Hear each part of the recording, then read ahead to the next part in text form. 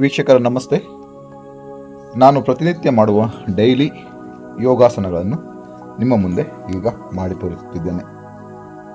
ಬನ್ನಿ ಮಾಡೋಣ. ಮೊದಲಿಗೆ ಶವಾಸನದಲ್ಲಿ ಮಲಗಿ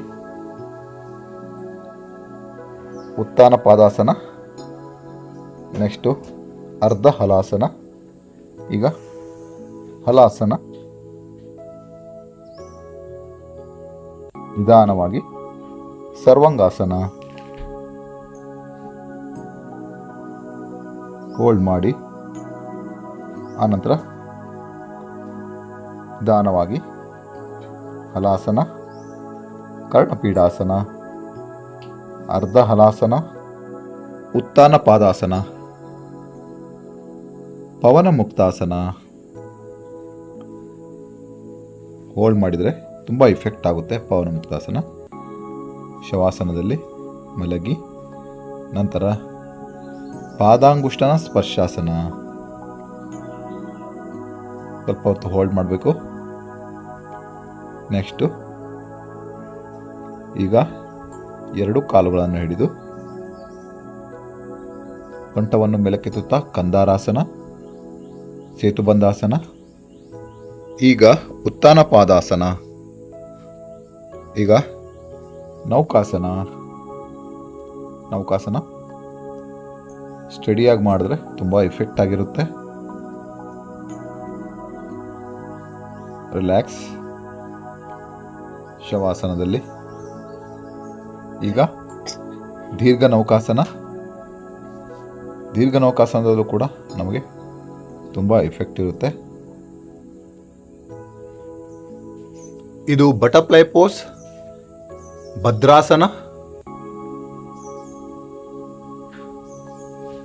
ಈಗ ಕುಳಿತು ಎರಡು ಕಾಲುಗಳನ್ನು ಮುಂದಕ್ಕೆ ಚಾಚಿ ವಕ್ರಾಸನ. ಇದು ವಕ್ರಾಸನದ ಭಂಗಿ, ಹಿಂದಕ್ಕೆ ನೋಡಬೇಕು. ಇದು ಕಾಂಪ್ಲಿಮೆಂಟರಿ ಆಸನ, ಎರಡು ಸೈಡು ಮಾಡಬೇಕು. ಲೆಫ್ಟ್ ಮತ್ತು ರೈಟ್ ಎರಡು ಕಡೆ ಮಾಡಬೇಕು. ಈಗ ರೈಟ್ ಸೈಡ್, ಲೆಫ್ಟ್ ಸೈಡ್ ಮುಗಿದಿದೆ, ರೈಟ್ ಸೈಡ್ ಮಾಡಬೇಕು. ಆನಂತರ ಸ್ಥಿತಿಯಲ್ಲಿ ಕುಳಿತು ಎರಡೂ ಕಾಲುಗಳನ್ನು ಮಡಚಿ ಒಂದರ ಮೇಲಿಟ್ಟು ಬಲಗಾಲು ಮೇಲಿದ್ದರೆ ಬಲಗೈಯಿಂದ ಮೇಲಿನಿಂದ ಎಡಗೈಯನ್ನು ಬೆನ್ನ ಹಿಂಬದಿಯಲ್ಲಿ ಹಿಡಿದುಕೊಂಡು ಮೇಲಕ್ಕೆ ನೋಡಬೇಕು. ಇದು ಗೋಮುಖಾಸನ. ಇದು ತುಂಬ ಇಫೆಕ್ಟ್ ಆಗಿರುತ್ತೆ. ಇದು ಕೂಡ ಈಗ ವಜ್ರಾಸನದಲ್ಲಿ ಕುಳಿತು ಎರಡು ಕೈಗಳನ್ನು ಮೇಲಕ್ಕೆತ್ತಿ ಶಶಂಕಾಸನ. ಹಣೆ ಟಚ್ ಆಗಿರಬೇಕು ನೆಲಕ್ಕೆ, ಕೈಗಳು ನೇರವಾಗಿರಬೇಕು.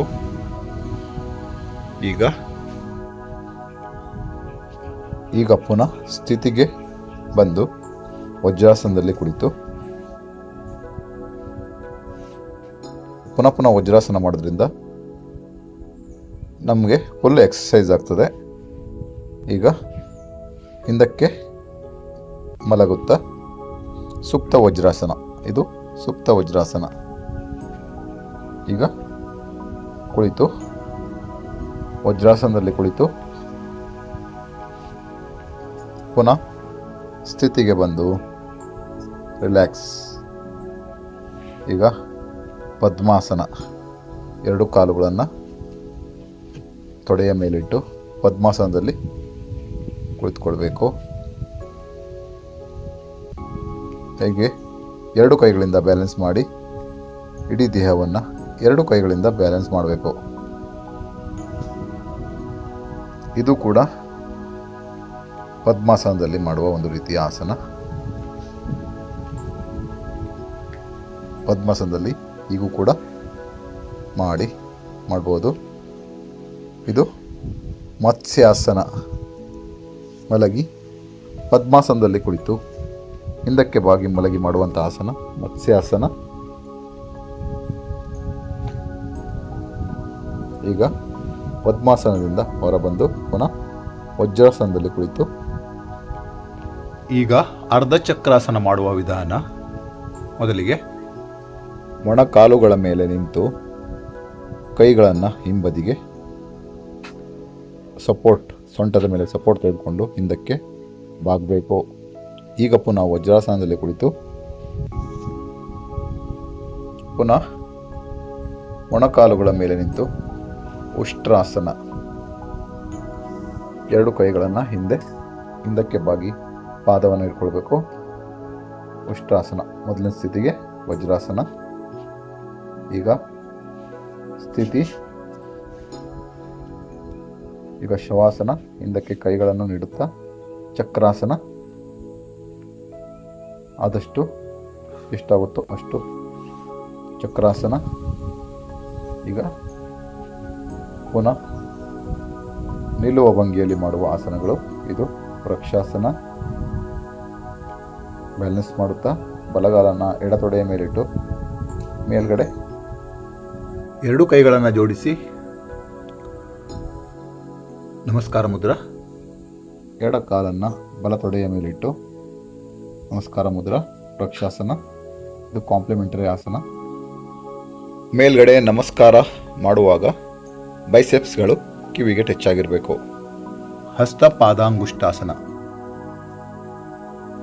ಎರಡೂ ಕಡೆ ಮಾಡುವಂಥ ಆಸನಗಳು. ಎಡಬದಿಗೂ ಬಲಬದಿಗೂ ಮಾಡುವ ಆಸನಗಳು ಅಂದರೆ ಕಾಂಪ್ಲಿಮೆಂಟರಿ ಆಸನಗಳು. ಇದು ನಟರಾಜಾಸನ.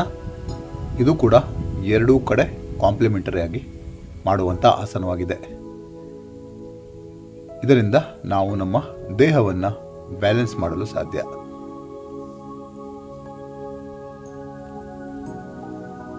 Opposite side Natarajasana. ಇದನ್ನು ಬ್ಯಾಲೆನ್ಸ್ ಮಾಡುವಾಗ ಸ್ವಲ್ಪ ಕಷ್ಟ ಆಗ್ತದೆ. ಪುನಃ ಬಲಗಾಲನ್ನು ಮುಂದೆ ಚಾಚಿ ಹಸ್ತ ಪಾದಾಂಗುಷ್ಟಾಸನ. ಮುಂದಕ್ಕೆ ಮತ್ತು ಬಲಬದಿಗೆ ಸ್ಟ್ರೆಚ್ ಮಾಡುವುದು. ಈಗ ಪುನಃ ಸ್ಥಿತಿಯಲ್ಲಿ ನಿಂತು ಎರಡು ಕೈಗಳನ್ನು ಇಂಟರ್ಲಾಕ್ ಮಾಡಿ ತಾಡಾಸನ. ಮೇಲಕ್ಕೆ ಪಾದದ ಬೆರಳಿನ ಮೇಲೆ ನಿಲ್ಲಬೇಕು.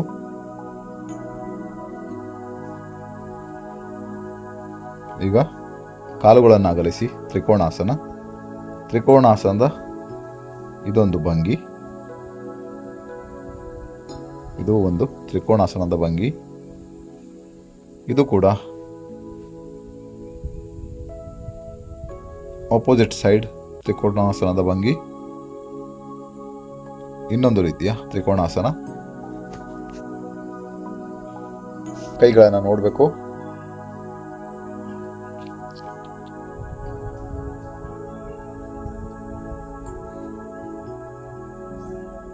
ಇದು ಮತ್ತೆ ಇನ್ನೊಂದು ರೀತಿಯ ತ್ರಿಕೋಣಾಸನ.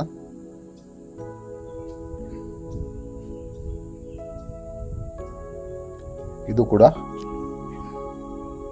ಕಾಂಪ್ಲಿಮೆಂಟರಿ ಆಸನ ಆಗಿರ್ತದೆ. ಎರಡು ಕಡೆ ಮಾಡಬೇಕು, ಲೆಫ್ಟ್ ಆ್ಯಂಡ್ ರೈಟ್. ಇದು ಇನ್ನೊಂದು ರೀತಿಯ ಆಸನ, ತ್ರಿಕೋಣಾಸನ.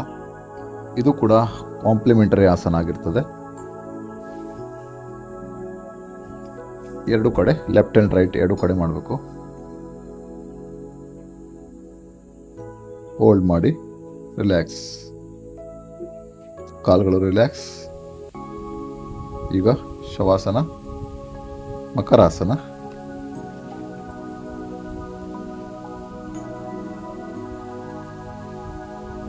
ಕಾಲುಗಳನ್ನು ಮಡಚಿ ಮಾಡುವಂಥದ್ದು. ರಿಲ್ಯಾಕ್ಸ್.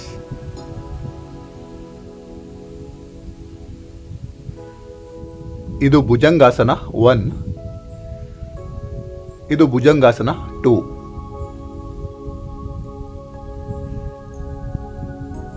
ಧನುರಾಸನ. ಇದು ಒಳ್ಳೆ ಸ್ಟ್ರೆಚ್ ಆಗುತ್ತೆ ಧನುರಾಸನ. ಇದು ವಿಪರೀತ ನೌಕಾಸನ. ಈಗ ಶಲಭಾಸನ. ಶಲಭಾಸನದಲ್ಲಿ ವಿವಿಧ ಪ್ರಕಾರಗಳಿವೆ. ಶಲಭಾಸನ 1. ಇದು ಕಾಂಪ್ಲಿಮೆಂಟರಿ ಆಸನ. ಎಡಬಲ ಎರಡೂ ಕಡೆ ಬರುತ್ತೆ.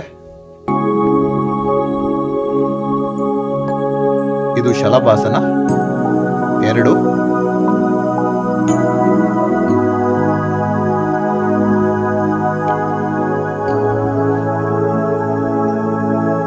ಇದು ಇದು ಶಲಭಾಸನ ಮೂರನೇ ಪ್ರಕಾರದ ಶಲಭಾಸನ. ಈಗ ಶೀರ್ಷಾಸನದ ಪ್ರಕಾರಗಳನ್ನು ಮಾಡೋಣ. ಶೀರ್ಷಾಸನ 1. ಶೀರ್ಷಾಸನ 1ನೇ ಪ್ರಕಾರ. ಈ ರೀತಿ ತಲೆಯನ್ನು ಸಪೋರ್ಟ್ ಆಗಿಟ್ಕೊಂಡು 2 ಕೈಗಳ ಸಹಾಯದಿಂದ ತೋಳುಗಳನ್ನು ಸಪೋರ್ಟ್ ಆಗಿಟ್ಟು ಕಾಲುಗಳನ್ನು ಮೇಲಕ್ಕೆ ಏರಿಸಿ ಬ್ಯಾಲೆನ್ಸ್ ಮಾಡುವುದು. ಮುಂದಿನ ಆಸನ ಬಕಾಸನ. ವಜ್ರಾಸನದಲ್ಲಿ ಕುಳಿತುಕೊಂಡು ನಿಂತು ಪಾದಹಸ್ತಾಸನದ ಸ್ಥಿತಿಯಲ್ಲಿ 2 ಮೊಣಕಾಲುಗಳನ್ನು ನಮ್ಮ ತೋಳುಗಳ ಮೇಲೆ ಇಟ್ಟು ಕೈಗಳ ಸಹಾಯದಿಂದ ಇಡೀ ದೇಹವನ್ನು ಬ್ಯಾಲೆನ್ಸ್ ಮಾಡುವುದು ಬಕಾಸನ.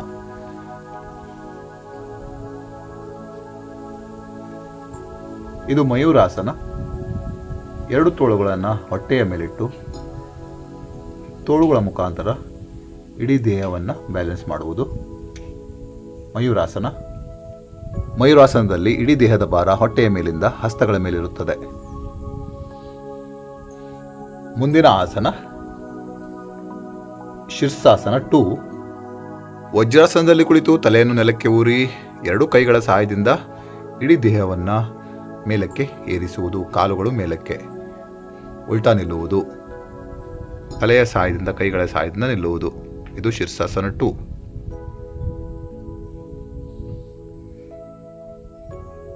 ಈಗ ಶೀರ್ಷಾಸನದ ಮತ್ತೊಂದು ಪ್ರಕಾರ ಶೀರ್ಷಾಸನ 3. 2 ತೋಳುಗಳ ಸಹಾಯದಿಂದ ತಲೆಯನ್ನು ಸುತ್ತುವರಿದು ನಮ್ಮ ಇಡೀ ದೇಹವನ್ನು ಕಾಲನ್ನು ಮೇಲಕ್ಕೆ ಸ್ಟ್ರೆಚ್ ಮಾಡುವುದು, ಮೇಲಕ್ಕೆ ನಿಲ್ಲುವುದು. ತಲೆಯ ಸಹಾಯದಿಂದ ಮೇಲಕ್ಕೆ ನಿಲ್ಲುವುದು. ಇದು ಶೀರ್ಷಾಸನದ 3ನೇ ಪ್ರಕಾರ. ವಿಶ್ರಾಂತಿಯನ್ನು ತೆಗೆದುಕೊಳ್ಳುತ್ತಾ ರಿಲ್ಯಾಕ್ಸ್. ಈಗ ವಜ್ರಾಸನದ ಸ್ಥಿತಿಯಿಂದ ಹೊರಬರುತ್ತಾ ಸುಖಾಸನ. ಸುಖಾಸನವನ್ನು ಧ್ಯಾನ ಪ್ರಾಣಾಯಾಮ ಮಾಡುವಾಗ ಮತ್ತು ಕುಳಿತುಕೊಳ್ಳುವಾಗ ಬಳಸುವ ಹೆಚ್ಚಿನ ಸಾಮಾನ್ಯ ಆಸನವಾಗಿದೆ. ಮುಂದಿನ ಆಸನ ಪದ್ಮಾಸನ. ಈ ಪದ್ಮಾಸನ ಇದು ಕಾಂಪ್ಲಿಮೆಂಟರಿ ಆಸನ ಆಗಿದೆ. ನಾವು 2 ಕಾಲುಗಳನ್ನು ಉಲ್ಟಪಲ್ಟ ಮಾಡಿ ಮಾಡ್ಬೋದು. ಒಮ್ಮೆ ಬಲಗಾಲನ್ನು ಮೇಲಕ್ಕಿಟ್ಟರೆ ಇನ್ನೊಮ್ಮೆ ಎಡಗಾಲನ್ನು ಮೇಲಕ್ಕಿಟ್ಟು ಮಾಡಲಾಗುತ್ತದೆ. ಪದ್ಮಾಸನದಲ್ಲಿ, ಸುಖಾಸನದಲ್ಲಿ, ವಜ್ರಾಸನದಲ್ಲಿ, ಹೀಗೆ ಸಿದ್ಧಾಸನದಲ್ಲಿ ನಾವು ಹೀಗೆ ಕುಳಿತು ತುಂಬ ಹೊತ್ತಿನವರೆಗೆ ನಮ್ಮ ಸಾಮರ್ಥ್ಯಕ್ಕೆ ತಕ್ಕಂತೆ ಪ್ರಾಣಾಯಾಮ, ಧ್ಯಾನ ಎಲ್ಲವನ್ನು ಮಾಡ್ಬೋದು. ವಜ್ರಾಸನದಲ್ಲಿ, ಪದ್ಮಾಸನದಲ್ಲಿ ಕುಳಿತು ಪ್ರಾಣಾಯಾಮ, ಧ್ಯಾನ ಮಾಡೋದ್ರಿಂದ ತುಂಬ ಇಫೆಕ್ಟಿವ್ ಆಗಿರ್ತದೆ. ಚಿನ್ಮುದ್ರಾ, ಜ್ಞಾನ ಮುದ್ರಾದಲ್ಲಿ ಕುಳಿತು ಪ್ರಾಣಾಯಾಮ ಮಾಡೋದ್ರಿಂದ ತುಂಬ ಇಫೆಕ್ಟಿವ್ ಆಗಿರ್ತದೆ.